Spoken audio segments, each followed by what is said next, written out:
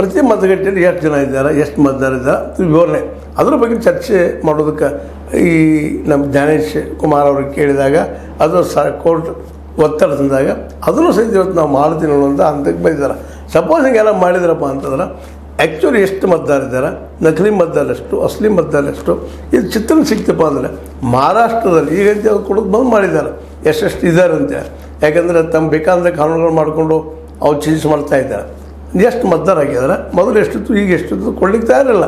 ಮತದಾನ ದಿನದಿಂದ ಎಷ್ಟು ಓಟ್ ಬಿದ್ದಿದ್ದಾವೆ.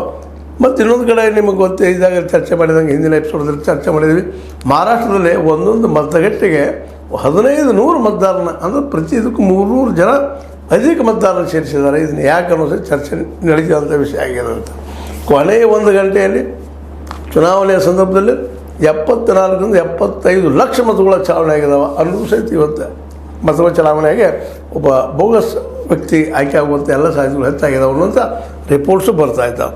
ಹೀಗಾಗಿ ಈ ಒಂದನೇದು ಈ ಪ್ರತಿಯೊಂದು ಮತಗಟ್ಟೆ ಎಷ್ಟು ಜನ ಇದ್ದಾರಪ್ಪ ಮತದಾರರು ಅನ್ನೋದು ಅದನ್ನು ಏನಪ್ಪ ಅಂದ್ರೆ ಯಾವ ರೀತಿ ಅದಾರೆ, ಎಷ್ಟು ಜನ ಇದ್ದಾರೆ ಅನ್ನೋದನ್ನು ಚರ್ಚೆ ಮಾಡಿ ಬಗೆಹರಿಸ್ಕೊಳ್ಳುವಂಥದ್ದು. ಇದಕ್ಕೆ ನಾನು ರೆಡಿ ಇದ್ದೇನೆ ಅಂತೇಳಿ ಜ್ಞಾನೇಶ್ ಕುಮಾರ್ ಅವರು ಹೇಳಿದ್ದಾರೆ. ವಿರೋಧ ಪಕ್ಷಗಳಿಗೂ ಬರ್ಲಿಕ್ಕೆ ಹೇಳಿದ್ದಾರೆ, ಜೊತೆಗೆ BJPಗೂ ಬರ್ಲಿಕ್ಕೆ ಹೇಳಿದ್ದಾರೆ, ಮೀಟಿಂಗ್ ಇಟ್ಕೊಂಡಿದ್ದಾರೆ. ಅದರ ಜೊತೆಗೆ ಇನ್ನೊಂದು ಏನಪ್ಪ ಅಂದ್ರೆ ಈಗಾಗಲೇ ಏನಪ್ಪ ಅಂದ್ರೆ ಈ ಮತದಾರ ಪಟ್ಟಿ ಶುದ್ಧೀಕರಣ ಮಾಡಬೇಕು, ಸ್ವಚ್ಛ ಮಾಡಬೇಕು ಅನ್ನೋಂಥ ಕಾರಣಕ್ಕಾಗಿ 2015ರಲ್ಲಿ ರಾಷ್ಟ್ರೀಯ ಮತದಾರ ಪಟ್ಟಿ ಶುದ್ಧೀಕರಣ ಮತ್ತು ದೃಢೀಕರಣ ಕಾರ್ಯಕ್ರಮಕ್ಕೆ ಅದು ಸ್ವಚ್ಛ ಆಗಬೇಕು. ಮತ್ತು ಇದಪ್ಪ ನಕ್ಕಿ ಮತದಾರ ಒಂದು ಪಟ್ಟಿ ಹೆಸರು ಅಂತೇಳಿ ಅದಕ್ಕಾಗಿ NERPAP ಇದನ್ನು ಚಾಲನೆ ಕೊಟ್ಟಿದ್ದಾರೆ.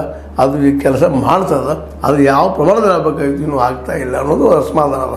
ಯಾಕಂದರೆ ಈ ಕೆಲಸಗಳು ಜಲ್ದಿ ಆಗ್ಬೇಕು ರೀ. ಬೋಗಸ್ ಮಂದಿ ಓಟ್ ಆಗ್ತಾ ಹೋದ್ರೆ ವ್ಯವಸ್ಥೆ ಹದಗೆಡುವಂಥ ಸಾಧ್ಯತೆಗಳಿರ್ತಾವೆ. ಅದಕ್ಕಾಗಿ ಇದಷ್ಟು ದೀರ್ಘಕಾಲ ಜಗ್ಗು ಅವಶ್ಯಕತೆ ಇತ್ತ ಅನ್ನುವಂಥದ್ದು, ಆಧಾರ್ ಕಾರ್ಡ್ ಮತ್ತು ಎಪಿಕನ್ನು ಜೋಡಿಸುವಂಥದ್ದು, ಇವುಗಳ ಬಗ್ಗೆ ಚರ್ಚೆ ನಡೀತಾ ಇದೆ.